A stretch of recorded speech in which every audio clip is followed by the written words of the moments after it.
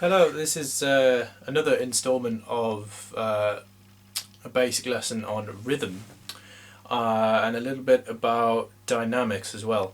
What I'm going to talk about is a bit about syncopation, offbeats, and articulation, and the differences between the different types of dynamics and how they affect a song or a melody. So to start off with, I will talk a bit about offbeats. So what I'm going to do is I'm going to set a metronome to 90 BPM in 4/4. That's 90 BPM.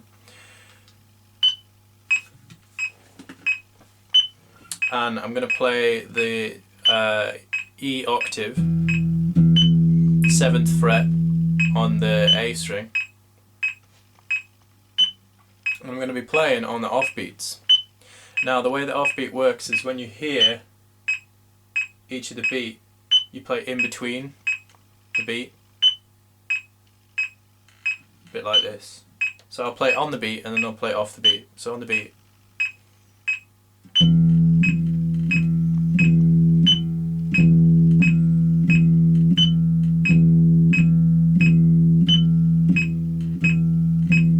Okay, that's on the beat, off the beat.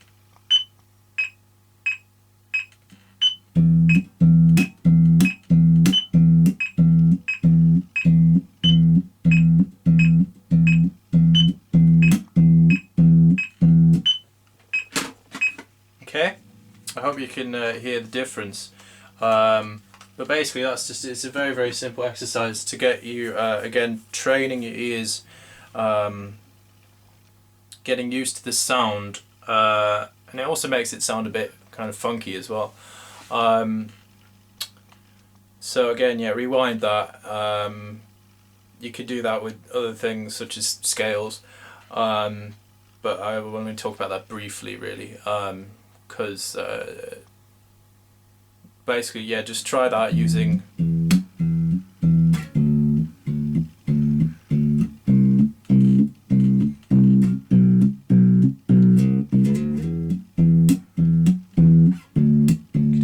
just using, like a kind of a simple progression.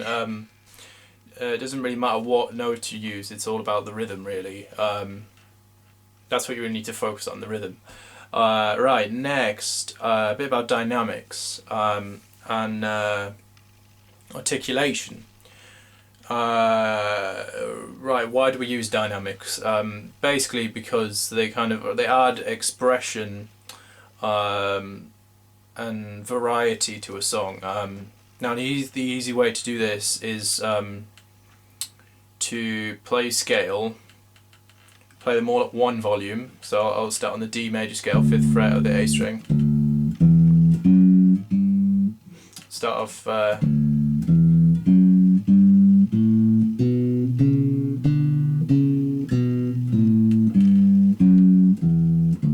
roughly about the same volume. That's about MF, which is moderately loud. We'll try the F, which is loud.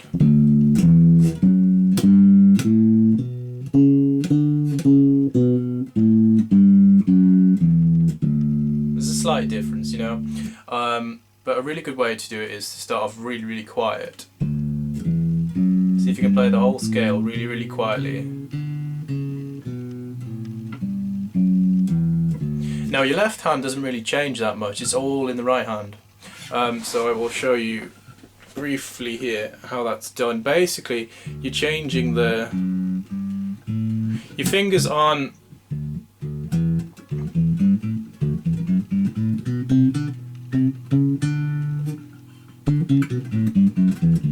they're not changing in like altering the style or the position. It's just the amount of pressure that you apply. But remember, your hand is always relaxed, whether you're playing loud, your wrist and your fingers are relaxed, and whether you're playing quiet as well, your wrist and fingers are always relaxed. Okay? So that's a basic exercise, is to play them or the whole scale quite really loud.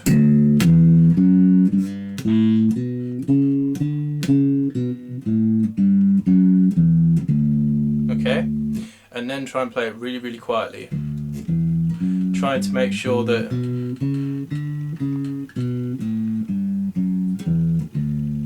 each note is at the same volume. Now another exercise to do is to do one note loud, one note quiet, and go through the whole scale. So that sounds a bit like this. So we go loud,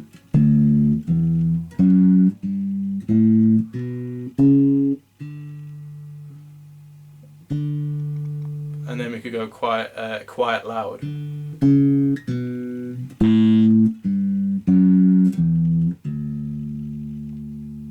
Okay. Yeah, and that's just a little exercise that you can go through, going quiet, loud, quiet, loud. Now, as far as syncopation is concerned, that involves a little bit of about accents, and like the kind of feel of the song. Kind of a bit similar to what I was talking about in my last video about rhythm, but I'll demonstrate and show you. Most songs in 4/4 with like a steady kind of beat, the accent's always on the 1 and the 3, or sometimes just the 1. As you can tell by even the beeping of my metronome, has a different beep on the 1 to the 2, the 3, and the 4.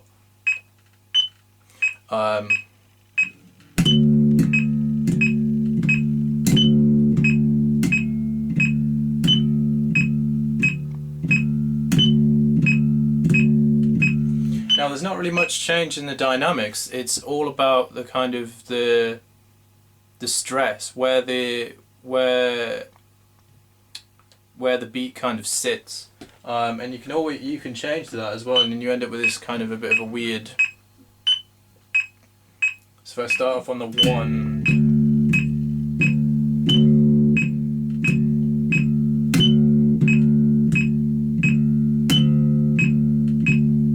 Okay, and then now I'll move it to the 2.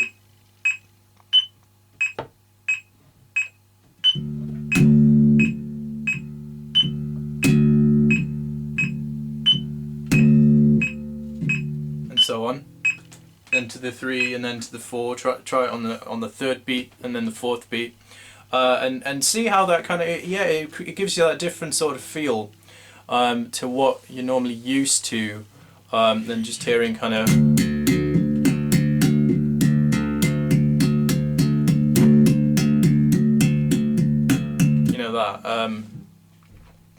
So that's another thing to consider. Try, especially when you're composing or writing your own bass lines, or even playing a cover. Think about accents and dynamics and how they affect the song. And a great thing to do is a crescendo. Now, what is a crescendo? Basically, a crescendo is starting off quiet, getting really loud, and then getting quiet again.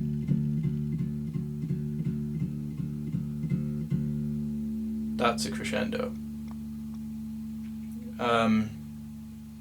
Crescendo is getting really loud, and then the other part is the diminuendo, which a lot of things kind of use. So we've got crescendo and then diminuendo. A really easy way to remember diminuendo, which is when you go from really loud to really quiet, is your diminished chords. When you diminish a chord, you flatten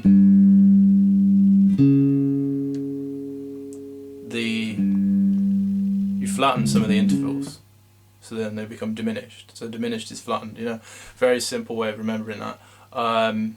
So yeah, crescendo is get from really quiet to really loud,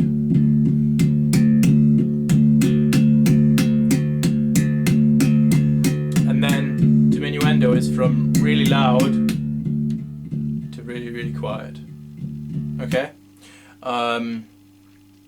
yeah, that's about all I really need to say for that. So yeah, give those, consider those ideas in your playing, because a lot of bass players, especially when they're playing rock, they just want to play loud all the time.